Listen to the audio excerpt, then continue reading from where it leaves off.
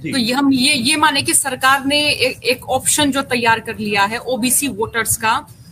Yadav voter के मुकाबले, तो इसमें हम ये माने कि बीजेपी भी तो सेफ गेम खेल रही है। उनको अगर मान ले कि चलिए राव इंद्रजीत साहब ने बगावत कर ली, वो चले गए जी कांग्रेस में, तो क्या लग रहा है कि बीजेपी पर किसी तरह का असर होगा, नेगेटिव बिल्कुल, असर बिल्कुल, होगा? बिल्कुल। बहुत अच्छी आपने बात कही सोनिया जी। और देखिए हम लोग पत्रकार हैं, मैं अब हम्म, जो बात बोलने वाला हूँ, मैं कोई प्रीचर नहीं हूँ, मैं हम्म, समाज सुधारक नहीं हूँ। मैं हम्म, केवल एक पत्रकार के तौर पर अपना जो मेरा जो व्यू है, वो व्यू पॉइंट आपके सामने रखता हूँ। हम्म, अब देखिए क्या है कि पॉलिटिकल पार्टीज कितने शानदार, कितनी महीनता के साथ अपना गेम खेलती हैं। बीजेपी ने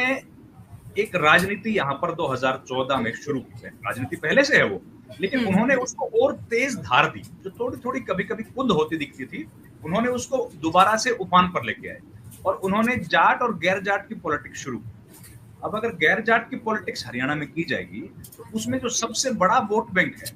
सबसे बड़े वोट बैंक के तौर पर अहिरवाल का इलाका है, जो यादव समाज है। अब उन्होंने और सबसे बड़े नेता कौन है? उनके मुकाबले का बड़ा नेता किसी और दूसरी जाति में फिलहाल बीजेपी में नहीं दिखता है, जिसका पूरे प्रदेश में अगर यादव समाज है तो उनका उस पर बहुत अच्छा खासा प्रभाव है राविंद्र जीत का। तो बीजेपी ने बहुत चतुराई के साथ समाज के एक हिस्से को अलग किया और बाकी सब लोगों को एक साथ जोड़ दिया। अब स्थिति यह हो गई है कि जो एक जाति थी, जाट जाति थी, उनको वो परंपरागत तौर पर आईएनएलडी के साथ थी।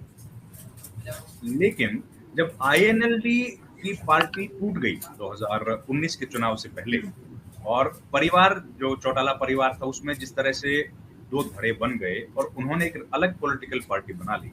तब वो एक स्थिति पैदा हो गई कि इस जाति जो अभी तक करीब 27% या 28% अपने आप को बताती रही है कि उनका वोट बैंक है,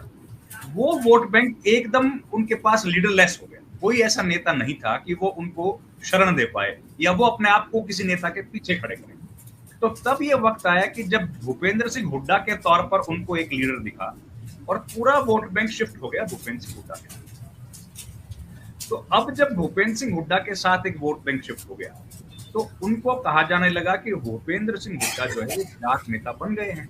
जबकि अगर आप भूपेंद्र हुड्डा के पॉलिटिक्स देखेंगे, तो भूपेंद्र हुड्डा कभी जाटों के नेता नहीं रहे। वो हमेशा सारी जिंदगी जो उनकी राजनीति रही है, वो तो चौटाला के खिलाफ लड़ाई लड़ते रहे और चौटाला या देवीलाल को उन्होंने, चौधरी देवीलाल को उन्होंने चुनाव में हराया। तो देवीलाल मूल रूप से जाटों के नेता थे या किसान वर्ग के नेता थे। भूपेंद्र सिंह हुड्डा मूल रूप से शहरी नेता रहे हैं। हर जाति बिरादरी के लोगों के साथ जो शहरी लोग हैं, चाहे वो पंजाबी समुदाय के लोग हों या दूसरी जो जातियां हैं, उनके साथ उनका ज्यादा मेल जोल रहा, उनके साथ ज्यादा उनका उठना बैठना रहा। लेकिन जैसे ही विक्टर जो बंटवारा हुआ आईएनएलडी परिवार का, तो वो पूरा वोट बैंक शिफ्ट हो गया हुड्डा के साथ। अब हुड्डा के साथ जब वोट बैंक शिफ्ट हो गया, तो अब ये बात आमने सामने की हो गई। अगर हमने चौटाला हुड्डा को चुनाव में या कांग्रेस पार्टी को चुनाव में वोट दिया, तो एक किस्म से हम लोग हुड्डा को मजबूत कर रहे हैं और उसका फायदा कांग्रेस बीजेपी ने बहुत उठाया। अब बीजेपी ने इतना महीन तरीके से हर व्यक्ति के दिमाग में ये बात डाल दी कि ना तो कोई जाट अब बीजेपी को वोट डालना चाहता है, ना कोई यादव कांग्रेस पार्टी को वोट डालना चाहता है, और इसके पीछे कोई विकास का काम नहीं है, कोई रोजगार नहीं है, कोई किसानों का हितैषीपन नहीं है। इसके पीछे शुद्ध जातीय राजनीति है और वो जितनी महीनता के साथ डाल दिया गया है, तो उसके बाद लोगों को भी अब ये लगने लग गया है कि हम लोगों के लिए बीजेपी को खासतौर सॉरी माफ कीजिए, यादव समाज को खासतौर पर ये लगने लग गया कि हमारा जो, अगर हमको किसी को वोट डालना है तो बीजेपी को डालना है, अगर कांग्रेस को वोट डालेंगे तो वो वोट एक जाति विशेष के नेता के पास चला जाए। तो जब बीजेपी इस बात से बिल्कुल संतुष्ट हो गई, जब बीजेपी को ये लग गया कि अब यादव समाज के पास कहीं और जाने के लिए कोई जगह नहीं बची और जाट समाज के पास कांग्रेस पार्टी से बाहर आने के लिए कोई जगह नहीं बची, जब इन दोनों समाजों के बीच में इतना भारी बंटवारा उन्होंने कर दिया और जब वो सेटिस्फाई हो गए कि अब यादव समाज का कोई नेता उनके, चाहे राव इंद्रजीत रहे या न रहे, लेकिन यादव समाज का वोट अब बीजेपी से दूर नहीं जाएगा, तब उन्होंने बाकी जो नॉन ओबीसी है, खासतौर पर जो जिनका तबका थोड़ा संख्या में थोड़ी सी कम है, चाहे वो सैनी समाज है,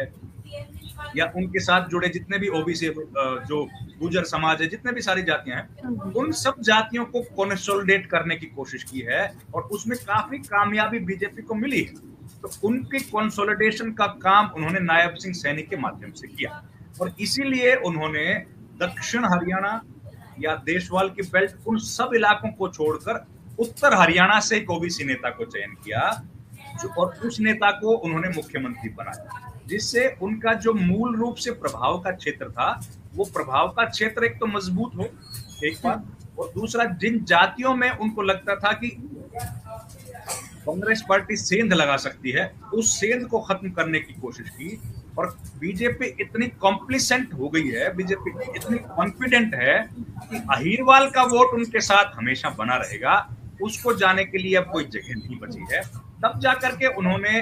ये सोचा है, ये कोशिश की है कि अब अगर हम लोग राव इंद्रजीत को कोई बड़ा पद नहीं देते हैं तो भी हमको कोई नुकसान नहीं है। तो उस नुकसान को कवर अप करने के बाद, उस रिस्क का असेसमेंट करने के बाद अब बीजेपी ने ये स्टेप लिया है कि काफी सोच विचार के समझने के बाद कि अब हम लोग उत्तर हरियाणा से एक नॉन यादव ओबीसी को बड़ा चेहरा बनाते हैं और अब इस हिसाब से हम लोग चुनाव मैदान में जाएंगे। तो दक्षिण हरियाणा का मैं अब क्या मानूं कि राजनीतिक तौर पर कितना प्रतिनिधित्व मानूं, अब किन नेताओं को मैं मानूं कि वो फिलहाल हमें नजर आ सकते हैं बढ़ते हुए, चाहे वो कांग्रेस में हो चाहे वो बीजेपी में हो? देखिए सोनिया जी, दोनों जो पॉलिटिकल पार्टीज है ना, वैसे तो कोई भी पॉलिटिकल पार्टी हो, लेकिन वो लंबे, खासतौर पर बीजेपी है, कांग्रेस है, उनकी जो पॉलिटिक्स है वो लंबे वक्त तक किसी एक बड़े नेता को सहन कर पाने में थोड़ा सा मुश्किल फील करते हैं। अब राव इंद्रजीत का कद काफी बड़ा है, उनके पास अच्छा खासा वोट बैंक है, लेकिन अगर वो हर खुले मन से जो एक डिसिप्लिन जिसको कहती है बीजेपी कि हमारी बड़ी डिसिप्लिन पार्टी है, अगर वो डिसिप्लिन पार्टी के तौर पर डिसिप्लिन पार्टी के बीच में एक व्यक्ति उठकर खड़ा होगा कि मेरी बेटी को टिकट क्यों नहीं मिल रहा,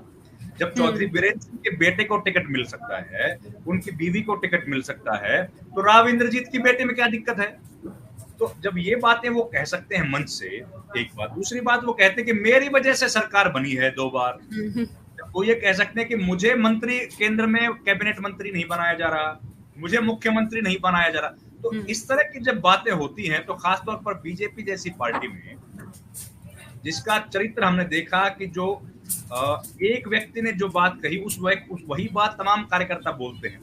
उस तरह का लोकतांत्रिक प्रणाली बीजेपी में साफ तौर पर देखने को नहीं मिलता। हो सकता है इंटरनली इनका जो डेमोक्रेटिक क्षेत्र हो, पार्टी जब अपने फोरम पे बात करती है तो हो सकता है वहां पर सब लोग नेता अपने खुल के बात करते हो, लेकिन कम से कम मीडिया के सामने जिस तरह से बात होती है, तो जो प्रधानमंत्री ने बोल दिया या पार्टी के राष्ट्रीय अध्यक्ष ने जो बात बोली या स्टेट में मुख्यमंत्री या प्रदेश अध्यक्ष ने जो बात बोली, सब छोटे बड़े कार्यकर्ता उसी बात को दोहराते हैं। लेकिन राव इंद्रजीत अगर कह रहे हैं कि भाई मेरी बेटी को टिकट मिलना चाहिए, तो वो तो पार्टी लाइन तो नहीं है। पार्टी लाइन तो है कि आपको जो दे दिया अब आप चुप रहिए, आप कार्यकर्ता बन के बैठिए। यही बात चौधरी बीरेंद्र सिंह ने कही जब वीरेंद्र सिंह बीजेपी से बाहर आए, तो उन्होंने कहा कि वहां पे तो सब कार्यकर्ता हैं, भाई मैंने 50-55 साल पॉलिटिक्स में लगा दिया, मैं कार्यकर्ता ही रहूंगा क्या, कभी तो वरिष्ठ बनूंगा। और वहां पे लेके कहते हैं कि आप कार्यकर्ता ही हो। तो बीजेपी का जो वो डिसिप्लिन है, जो सो कॉल्ड डिसिप्लिन है, उसमें मुझे लगता है कहीं ना कहीं राव इंद्रजीत फिट नहीं हो रहे थे। इसलिए राव इंद्रजीत को अब शायद कट टू द साइज उनको कर दिया गया है कि भाई ये पॉलिटिक्स आप कीजिए, तो इससे ज्यादा यहाँ पर डिमांड करना थोड़ा सा आपके लिए मुश्किल होगा। अब प्रतिनिधित्व की जहां तक बात है, तो राव इंद्रजीत ये प्रभाव, घटता हुआ प्रभाव हम लोगों ने तब देख लिया जब नायब सिंह सैनी की सरकार में मंत्री परिषद का गठन होना था। उन्होंने जिनके नामों को आगे बढ़ाया उसमें केवल एक डॉक्टर बनवारी लाल के नाम पर सहमति मिली, उनके अलावा किसी भी व्यक्ति को मंत्री परिषद में शामिल नहीं किया गया।